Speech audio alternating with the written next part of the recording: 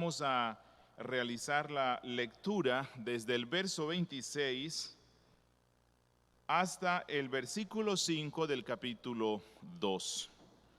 La palabra del Señor dice: pues mirad, hermanos, vuestra vocación, que no sois muchos sabios según la carne, ni muchos poderosos, ni muchos nobles, sino que lo necio del mundo escogió Dios para avergonzar a los sabios, y lo débil del mundo escogió Dios para avergonzar a lo fuerte, y lo vil del mundo y lo menospreciado escogió Dios, y lo que no es, para deshacer lo que es, a fin de que nadie se jacte en su presencia. Mas por él estáis vosotros en Cristo Jesús, el cual nos ha sido hecho por Dios sabiduría, justificación, santificación y redención, para que, como está escrito, el que se gloríe, gloríese en el Señor. Así que, hermanos, cuando fui a vosotros para anunciaros el testimonio de Dios, no fui con excelencia de palabras o de sabiduría, pues me propuse no saber entre vosotros cosa alguna, sino a Jesucristo y a este crucificado, y estuve entre vosotros con debilidad y mucho temor y temblor. Y ni mi palabra ni mi predicación fue con palabras persuasivas de humana sabiduría, sino con demostración del Espíritu y de poder, para que vuestra fe no esté fundada en la sabiduría de los hombres, sino en el poder de Dios. Invoquemos el nombre de nuestro Rey. Padre nuestro que estás en los cielos, queremos darte gracias porque ha llegado el día de reposo. Todavía un día, Señor, en el cual no estamos guardándolo como tu palabra nos manda, como consecuencia de esta pandemia que nos está afectando. Pero gracias, Dios, porque cada vez más nos vamos acercando a ese momento en el cual vamos a volver a cantar de tu gloria, vamos a volver a leer tu palabra juntos, orar juntos, compartir juntos, abrazarnos en el amor santo que tú nos has dado. Señor, gracias por esta lectura, gracias por esta epístola, porque es una gran bendición para confrontar el pecado y el orgullo dentro de la iglesia. Yo te ruego, oh Señor, que por tu gran misericordia estés hablándonos y enseñándonos maravillosamente, y que tu Espíritu Santo esté glorificando a Cristo, ministrando nuestras vidas. Bendícenos, oh Dios, te lo rogamos, en Cristo Jesús. Amén. Bien, en el pasaje anterior, no sé si recuerdan, estábamos estudiando desde el verso 18 hasta el verso 25. Empezamos a estudiar la gran paradoja del Evangelio, el cual salva a los pecadores a través de los medios más inverosímiles, para la casta superior de los hombres que se consideran sabios en este mundo. Realmente Dios usa los medios más incomprensibles para dar la salvación poderosa que Él está dando a su pueblo. Y esto lo está haciendo Dios para mostrarnos que la sabiduría de Dios es opuesta a la sabiduría humana, que Dios usa y manifiesta ese poder invencible a través de lo que los poderosos de este mundo consideran una debilidad. Ya Pablo nos dijo que somos salvos ¿a través de qué? Bueno, a través de la locura de la predicación. ¿Y por qué Pablo le llamó así? Porque la predicación cristiana que salva, que es la manifestación de la sabiduría de Dios, está centrada en una realidad que parece ser una gran debilidad, porque está centrada en la cruz de Cristo.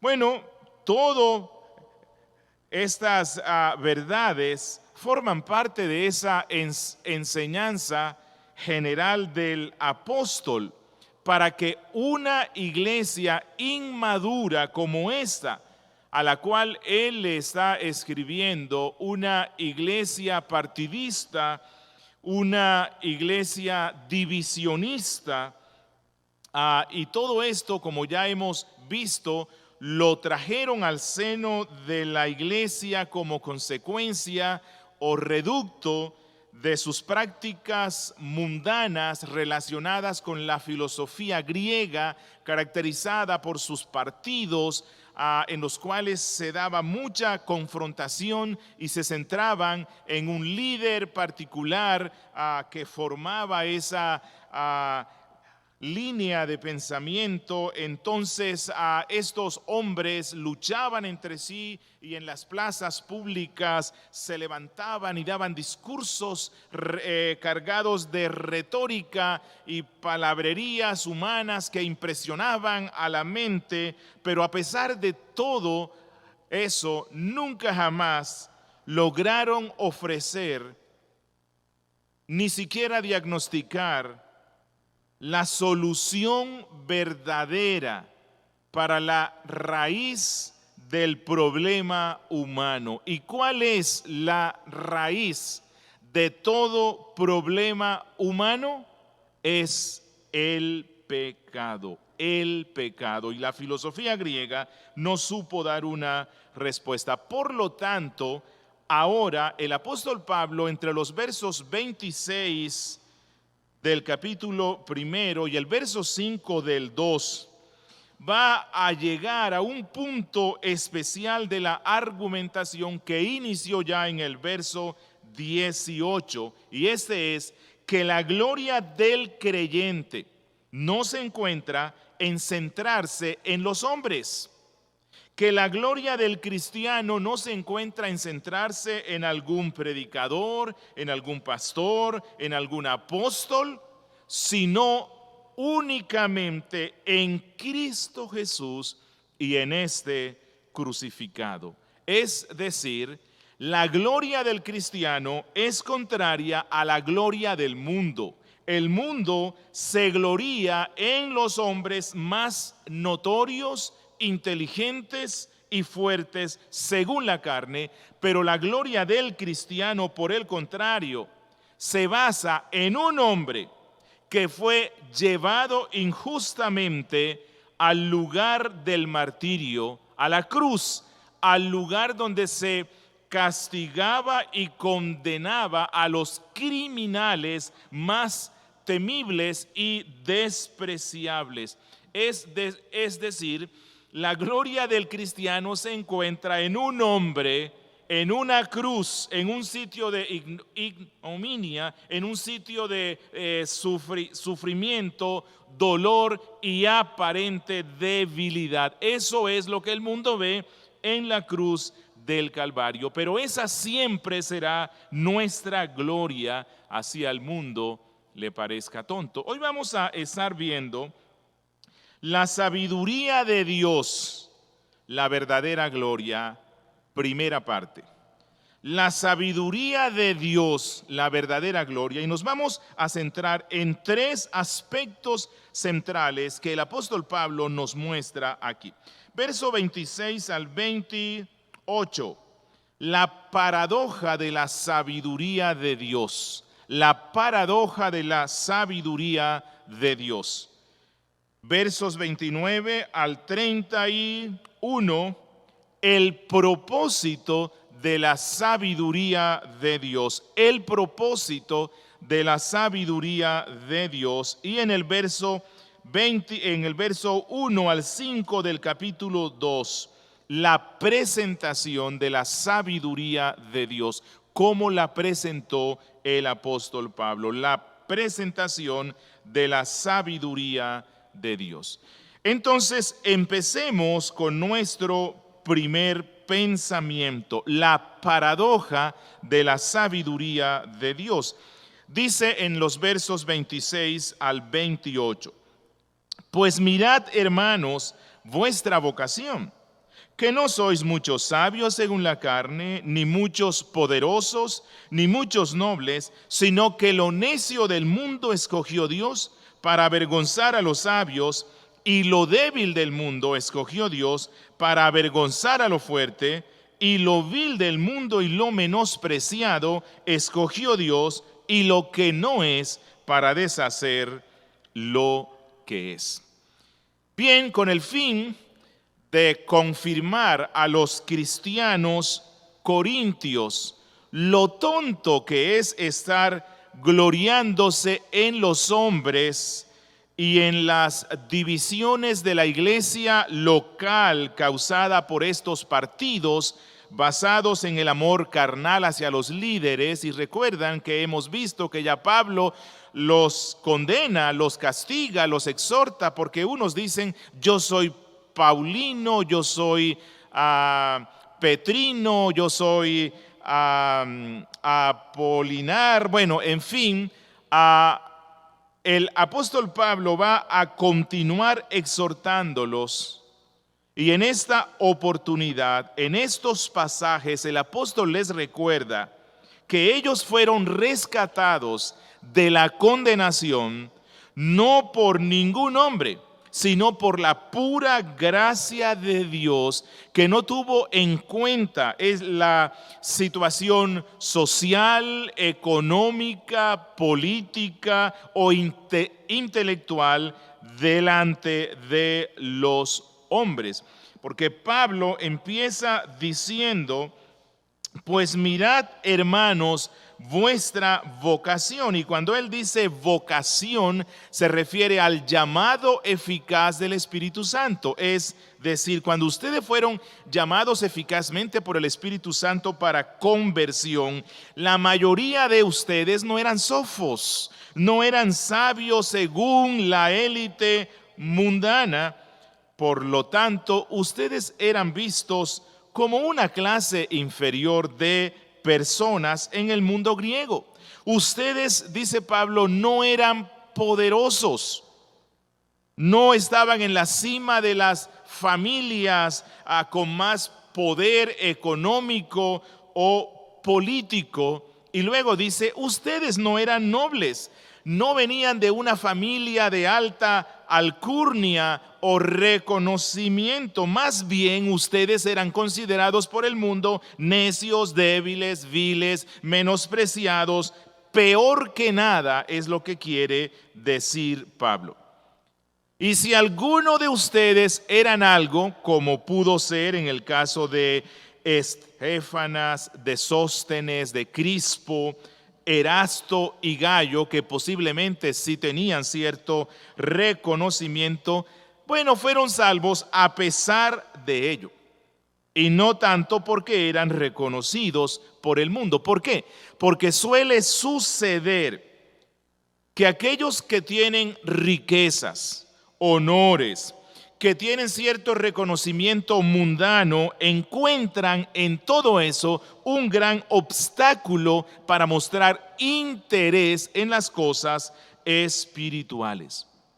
Entonces, lo que Pablo quiere decirles es: mira, Dios no está buscando personas sobresalientes para salvar y entonces así hacer su obra. Dios no anda buscando millonarios, Dios no anda buscando atletas famosos, artistas, políticos. Es cierto que la salvación de nuestro Dios está abierta a todos los hombres, pero en el caso de todos, la salvación se fundamenta sobre la misma base. ¿Cuál es? La fe. La fe no es nada más sobre Cristo y este crucificado, de manera tal que los ricos, los que tienen sabiduría de este mundo, los famosos y los nobles de este mundo, que están en la cabeza de este mundo, es muy posible que eso los lleve a estar en la cola en cuanto a Dios. Porque casi siempre cuando experimentamos esos sentimientos de insuficiencia, es lo que hace que nos demos cuenta de nuestra necesidad y a menudo nos lleva a escuchar el Evangelio. Pero Pablo les está diciendo, cuán dichosos han sido ustedes, cuán dichosos hemos sido los cristianos, pues la debilidad y la insuficiencia que nos caracterizó fueron el mejor clima que propició todo para que Dios nos manifestara la salvación.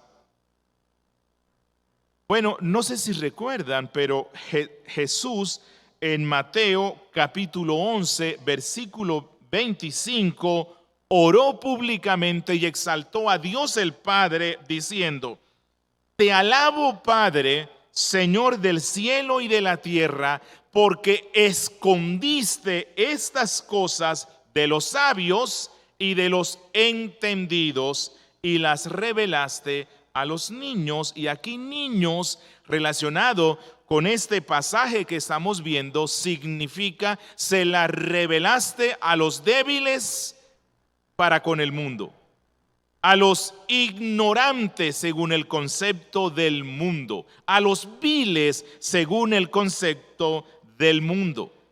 Por eso Cristo dijo que para entrar al reino de los cielos tenemos que hacernos como niños.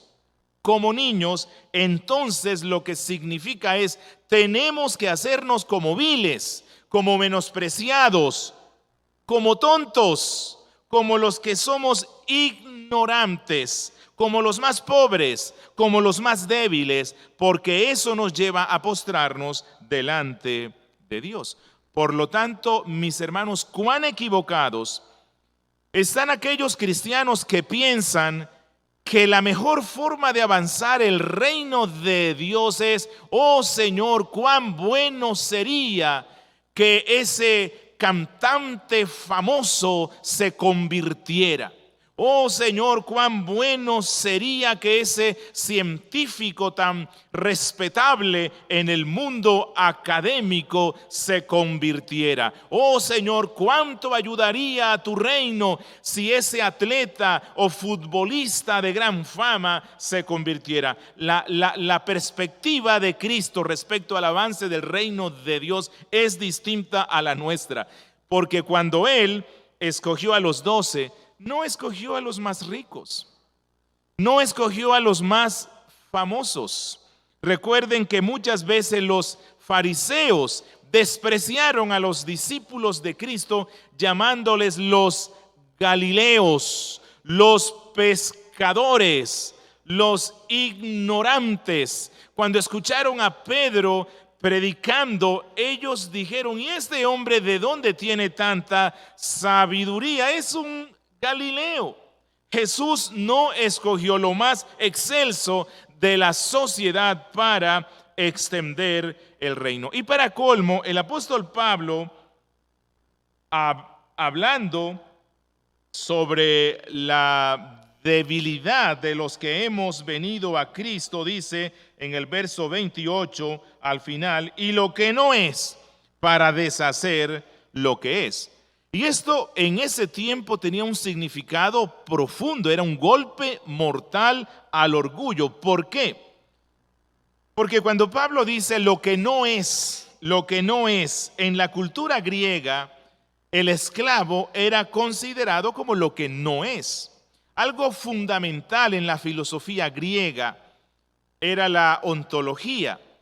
Bueno, no voy a profundizar en esto, pero era el concepto del ser. De manera tal que en la filosofía griega el ser lo era todo. El ser lo era todo. Por lo tanto, decirle a una persona que ella no es, era tratarla como un animal, era tratarla como algo demasiado insignificante, como que no era persona o no existía. Así que el apóstol Pablo dice, cristianos corintios, ¿qué les pasa? Ustedes para el mundo no eran lo que no es, para deshacer lo que es. Entonces tienen que centrarse en el evangelio, porque el evangelio tomó a aquellos que eran unos don nadie y los convirtió en un tesoro especial para Dios. Aquellos que eran un don nadie para el mundo, ahora son las personas más importantes para Dios. Y esa es la razón por la cual es anticristiano. Es algo absurdo que en la iglesia de Cristo se dé el rechazo a las personas marginadas de la sociedad, porque la enseñanza del evangelio, la enseñanza bíblica, implica más bien todo lo contrario, que si hay unas personas a las cuales debemos buscar con ahínco para hablarles de Cristo, son precisamente esos despreciados de la sociedad, aquellos que la sociedad considera peores que nada. Por lo tanto, hermanos, no olvidemos nunca estos contrastes que el apóstol Pablo repite una y otra vez, porque la tentación de levantarnos orondos, orgullosos en la iglesia, no tanto para servir, sino para ser reconocidos como alguien grande, es una tentación latente que siempre está allí. Recordemos entonces el contraste que hace el apóstol Pablo. Él dice: no sois muchos sabios según el mundo, y lo contrasta con lo necio del mundo. Sabios con necio. Para el mundo no éramos sabios, pero Dios nos escogió siendo necios para luego convertirnos en sabios para Él. Pablo contrasta ni muchos poderosos con lo débil del mundo. No éramos poderosos en el mundo, éramos débiles en el mundo, pero luego Dios nos toma de esa debilidad y nos convierte en poderosos para su reino. Pablo contrasta y él dice: ni muchos nobles, no éramos nobles en el mundo, éramos lo vil y menospreciado en el mundo, para luego Dios convertirnos por el evangelio en los nobles de su reino. Y esto nos lleva a nuestro segundo pensamiento: el propósito de la sabiduría de Dios. El propósito de la sabiduría de Dios. Miren lo que dice en los versos 29 al 31. A fin de que nadie se jacte en su presencia, mas por él estáis vosotros en Cristo Jesús, el cual nos ha sido hecho por Dios sabiduría, justificación, santificación y redención, para que, como está escrito, el que se gloría, gloríese en el Señor. ¿Cuál es el propósito entonces por el cual Dios salva a las personas que eran necias, que eran viles, que eran débiles, que para el mundo no eran, para el mundo prácticamente no existían? ¿Cuál es el propósito de esta manifestación de la sabiduría de Dios que parece locura al hombre? El propósito es para que los cristianos lo glorifiquen a Él. Eso es lo que nos deja ver Pablo, para que glorifiquen a Dios. Este es el fin último, este es el fin más excelso, culmen, por el cual Dios diseñó ese plan de salvación.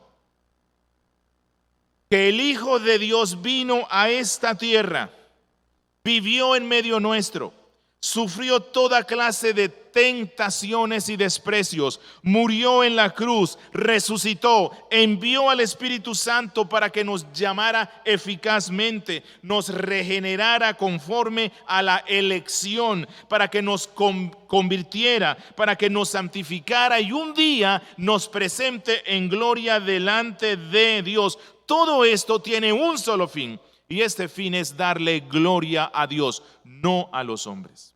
Darle gloria a Dios. Por lo tanto, el apóstol quiere conducir a la iglesia a entender que no hay una sola razón, que nunca tendremos una sola razón para jactarnos de nuestra salvación, para jactarnos de los dones o capacidades espirituales que recibimos de Cristo. Que no tendremos razón alguna de jactarnos por el ministerio en el cual Dios nos haya puesto o por los frutos que Dios nos haya dado. Recordemos que Pablo ya nos dijo que nosotros éramos débiles, éramos tontos, éramos simples, de manera que no podíamos hacer nada bueno por nosotros mismos, sino que Dios es el que lo ha hecho todo, absolutamente todo. Incluso nuestra salvación. Incluso la fe que nos llevó a confiar en Cristo fue un don de Dios, no dependió de nosotros, sino de Dios que tuvo misericordia. Por lo tanto, si Dios lo hace todo, desde el principio y hasta el fin, no hay razón ni para jactarnos nosotros mismos, ni para centrarnos en ningún hombre. Esa es la razón por la cual Pablo dijo en Efesios capítulo 2, versículos 8 al 10, porque por gracia sois salvos por medio de la fe, y esto no de vosotros, pues es don de Dios. Incluso la fe que me lleva a Cristo, cuando me arrepiento con corazón sincero, es una obra de Dios. ¿Y por qué Dios hace todo? Dice Pablo, para que nadie se gloríe. Y eso es lo que Pablo quiere alcanzar. Iglesia, no te gloríes en ti mismo, no se gloríen en los hombres, gloríense únicamente en Dios. Pasamos de ser necios e ignorantes a ser sabios, pero no con la sabiduría de ese mundo, sino con la celestial. Por lo tanto, no hay razón para ninguna jactancia. Somos sabios, pero ¿en qué? ¿En quién? Somos sabios en Cristo Jesús. Somos sabios en Cristo. Y luego Pablo nos va a mostrar todo lo que ha hecho Dios en nuestras vidas para que al final nos demos cuenta que es tonto gloriarnos en nosotros mismos o en los hombres. Miren, el apóstol Pablo nos empieza a decir en el verso 30, mas por él estáis vosotros en Cristo Jesús, por Dios, porque Dios fue quien nos trajo a él, el cual nos ha sido hecho por Dios. Y empieza Pablo diciendo, el cual nos ha sido hecho por Dios sabiduría. Pasamos de ser necios a ser sabios en Cristo. Y esta sabiduría que recibimos de nuestro Dios en Cristo es instantánea porque recibimos la iluminación que nos permite ver la gloria de Cristo, pero es progresiva porque el Espíritu Santo, por medio de la Biblia y los medios de la gracia, nos lleva en un crecimiento constante en Cristo Jesús, en el conocimiento de quién es Dios, los atributos de Dios, el carácter de Dios. Y algún día ese conocimiento será perfecto. ¿Cuándo? Cuando veamos cara a cara a Dios. Yo creo en la expectación beatífica, aquella de la cual Cristo habló en el Sermón del Monte. Bienaventurados los de limpio corazón, porque un día ellos verán a Dios. Buscad la santidad sin la cual nadie verá a Dios. Significa que los santos un día lo vamos a ver y entonces nuestro conocimiento será perfecto. Dice Pablo que Dios a través de Cristo nos ha constituido o nos ha dado la justicia, que somos justificados por Dios y que también participamos de la justicia y la rectitud de Cristo. Que cuando Dios mira a un cristiano, realmente Él ve en él a su Hijo, ve en él la justicia de Cristo. Y esa es una de las bendiciones más grandes que tiene el cristiano, y es una de las promesas más hermosas del mensaje de la cruz. ¿Por qué? Porque el hombre nunca jamás ha tenido justicia propia, no la puede tener. La única justicia que el hombre puede recibir es la justicia de Dios por medio de su Hijo, y es la única justicia que necesita, porque es una justicia perfecta. Y dice Pablo que nosotros también recibimos de Dios la santificación en Cristo. Santificación, somos apartados del mundo.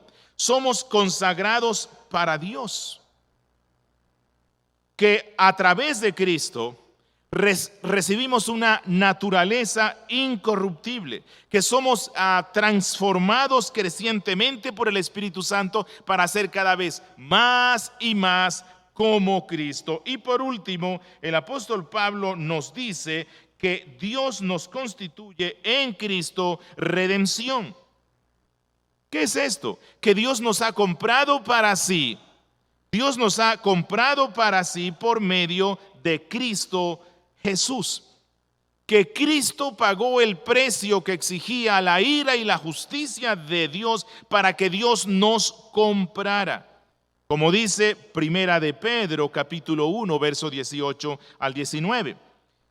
Que nosotros hemos sido rescatados de nuestra vana manera de vivir. Eso éramos en el mundo. No con cosas corruptibles como oro o plata, sino con la sangre preciosa de Cristo, como de un cordero sin mancha y sin contaminación. Entonces, si todo esto, la sabiduría celestial que tenemos, la justificación, la santificación, la redención, que es lo más grandioso que ha pasado en nuestras vidas, si todo eso nos lo dio Dios gratuitamente por medio de su Hijo Jesucristo, entonces no queda ninguna razón para la jactancia. Ni la jactancia en nosotros, ni la jactancia en ningún hombre, así sea el mejor cristiano del mundo. No queda lugar para jactarnos y dividirnos en torno a los hombres, ni para armar partidos dentro de la iglesia. Y por eso el apóstol Pablo concluye en el verso 31 diciendo, para que como está escrito, el que se gloría, gloríese en el Señor. El que se gloría, gloríese en el Señor, y solo en Él, porque Él es quien lo ha hecho todo. Y Pablo luego va a recalcar más. Dice, ¿quién murió por ustedes? ¿Pablo? ¿Pedro? ¿Apolos? Fue Cristo. Céntrense en Cristo. Y esto nos lleva a nuestro tercer y final aspecto. La presentación de la sabiduría de Dios. La presentación de la sabiduría de Dios. O sea, ¿cómo la presentó Pablo? Y esto tiene una lección importantísima. Miren lo que dice los versos 1 y 2. Así que, hermanos, cuando fui a vosotros para anunciaros el testimonio de Dios, no fui con excelencia de palabras o de sabiduría, pues me propuse no saber entre vosotros cosa alguna, sino a Jesucristo y a este crucificado. Recordemos un poco. La iglesia de los Corintios estaba fraccionada en partidos que se estaban dando a causa de el amor a los hombres y como consecuencia de la influencia de la filosofía griega y de su costumbre de dividirse en escuelas seculares. Pero ahora el apóstol Pablo le recuerda a esta congregación, oiga, cuando yo vine a predicarles la sabiduría celestial, ¿cómo se las prediqué? ¿Cómo se las presenté? ¿Acaso usé palabras impresionantes de humana sabiduría? ¿Acaso acudía a la retórica y a las especulaciones filosóficas para adornar a mi predicación? No, el apóstol Pablo dice: cuando fui a vosotros, lo que hice fue anunciar el testimonio. Fui un testigo. Yo no hablé de elucubraciones vanas. No. Yo vine como un testigo, como alguien que presenció, como alguien que vio, como alguien que experimentó el evangelio. No me centré en deducciones personales o en especulaciones filosóficas. Soy un testigo de la revelación de Dios, la cual es todo para mí, mientras que la sabiduría humana para mí no es absolutamente nada. Y luego Pablo le va a exhortar a un pastor y le va a decir en primera a Timoteo capítulo 4 versículos 1 al 2. El Espíritu dice claramente que en los postreros tiempos algunos apostatarán de la fe, escuchando a espíritus engañadores y a doctrinas de demonios por la hipocresía de mentirosos, que teniendo cauterizada la conciencia.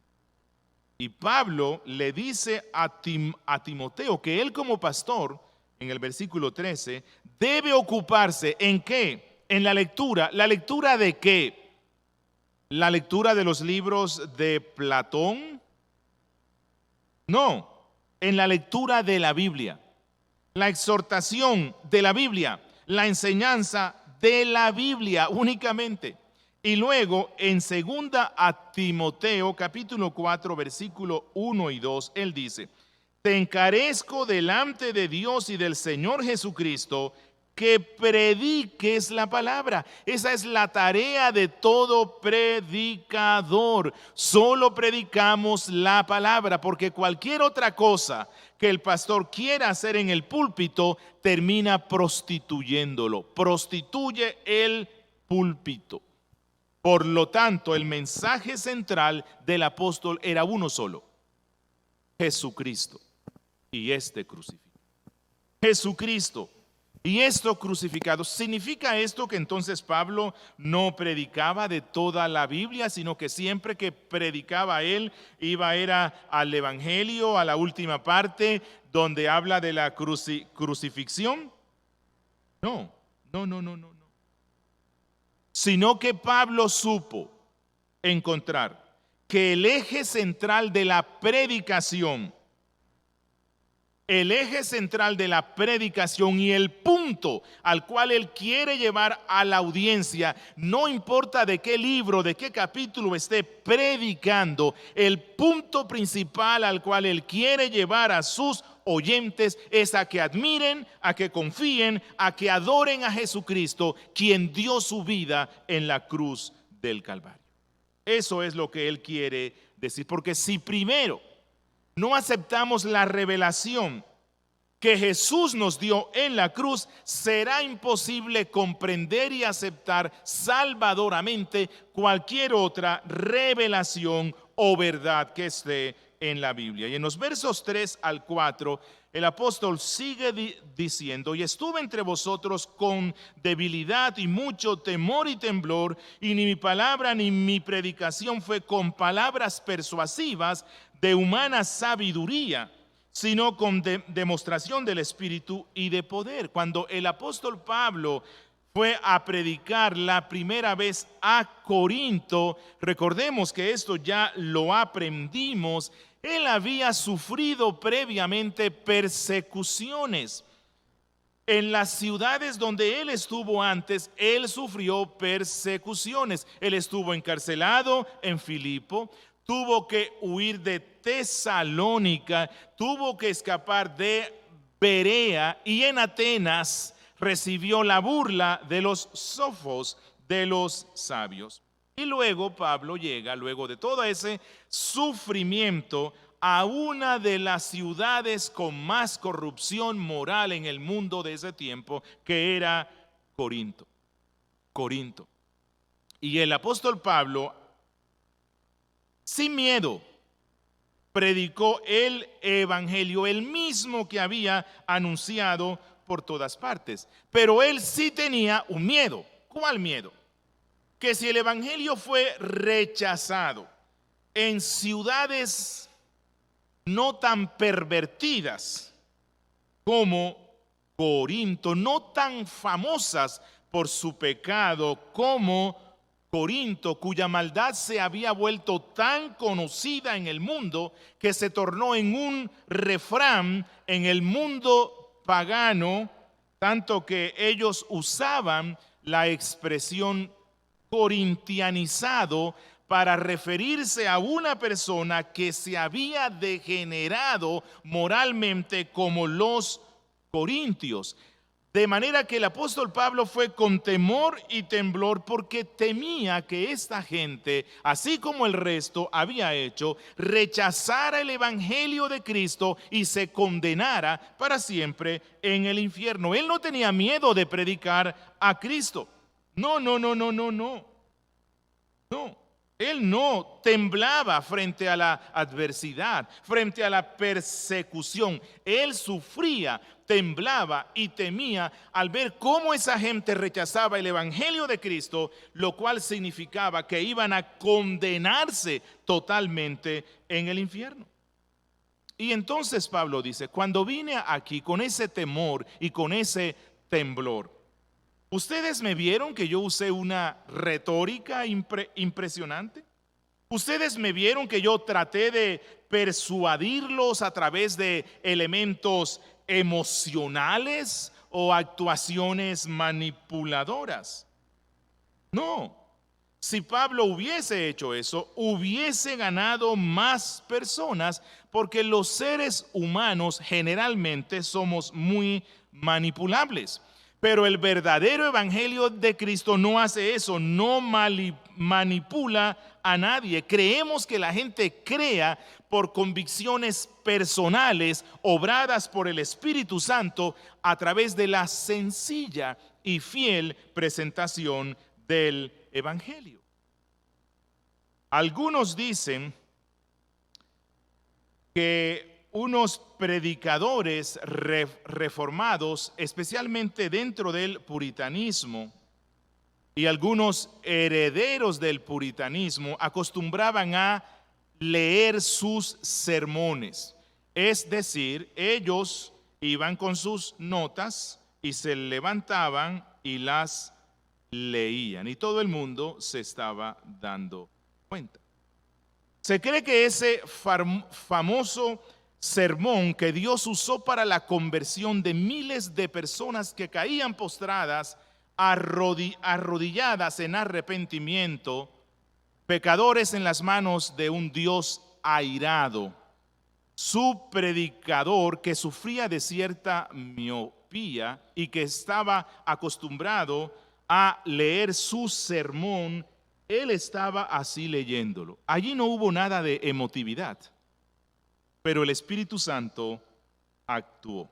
Y estos hombres, ¿por qué hacían esto? ¿Por qué estaban leyendo sus sermones? Porque ellos no querían que sus oyentes confiaran en su sabiduría, en su elocuencia, en su emotividad, para que no hubiese nada que pudiera relacionarse con una manipulación de las emociones, sino que ellos deseaban que fuera Dios quien obrara en el corazón de las personas. Y es lo que Pablo está diciendo aquí. Yo no quiero que confíen en la sabiduría, elocuencia o personalidad paulina. Yo quiero que sean transformados e impactados por la sabiduría de Dios en Cristo y nada más. Y por eso concluye él en el verso 5, para que vuestra fe no esté fundada en la sabiduría de los hombres, sino en el poder de Dios. Sino en el poder. Y de aquí se puede decir, cuán tonto e infructuoso es que el predicador trate de adornar su predicación con palabras grandilocuentes, con conceptos enmarañados, con lógicas enrevesadas, complejas, con el fin de impresionar a los que le escuchan. Pablo lo que nos dice es, esto no sirve de nada. Esto sirve para causar admiración, para que la gente ponga la mirada en tus grandes capacidades, en tu excéntrica emoción, en tu elocuencia, pero esto no salvará ni transformará a nadie. Deseo terminar recordándoles lo que hemos aprendido hoy con relación a cada uno de estos tres pensamientos. Respecto a la paradoja de la sabiduría de Dios, aprendimos que Dios escogió a los que eran considerados necios, viles y débiles para mostrar la gloria de la sabiduría celestial, dotando de sabiduría, fuerza y honor a estas personas despreciadas, para que a través de ellos se manifestara la obra de Dios para salvar a más pecadores. Respecto al segundo pensamiento, el propósito de la sabiduría de Dios, hemos visto que ninguna persona puede jactarse delante de Él, que fuimos salvados a pesar de nuestra ignorancia, debilidad y vileza, y que algunos fueron salvados a pesar de su supuesta y mundana fortaleza, honorabilidad y sabiduría mundana, pues eso antes que servirles se convirtió en un obstáculo para que pudieran comprender la paradoja de la sabiduría de Dios. Y en nuestro tercer pensamiento, la presentación de la sabiduría de Dios. Pablo nos dice que Él la presentó no con poder humano, no con sabiduría humana, sino con la sencillez del Evangelio, para dar lugar a que el poder de Dios se manifestara obrando en los oyentes. Y deseo dar unas dos aplicaciones más. Hermanos, gloriarse en Dios, gloriarse en Cristo, gloriarse solo en Él, evita las divisiones en la iglesia.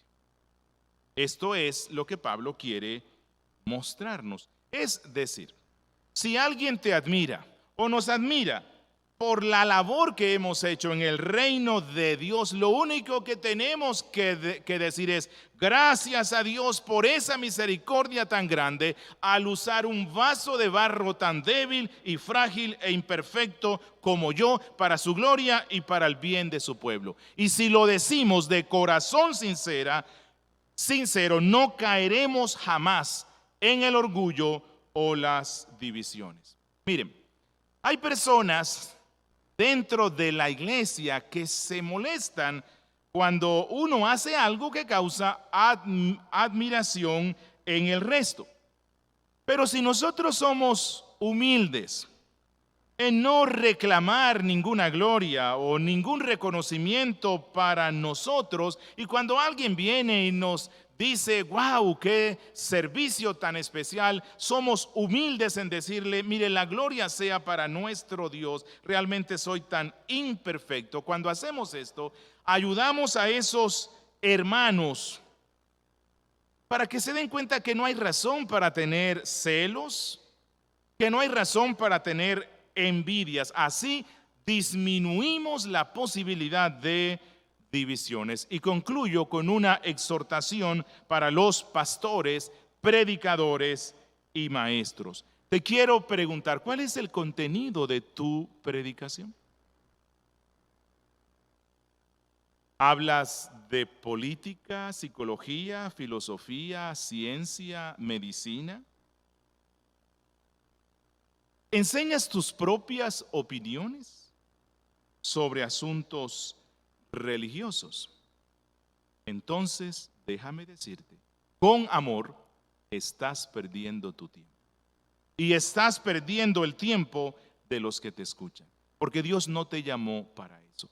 Dios te llamó para que prediques el Evangelio, y solo el Evangelio, y nada. Solo su palabra revelada a nosotros, la cual tiene el poder de transformar las vidas y llevarnos a ser como Cristo. Oremos. Padre nuestro que estás en los cielos, una vez más queremos darte gracias por esta carta, por estas exhortaciones del apóstol Pablo, por estas bases doctrinales donde Él nos lleva a centrarnos en Cristo y en su obra. Porque esto nos lleva a ser más humilde.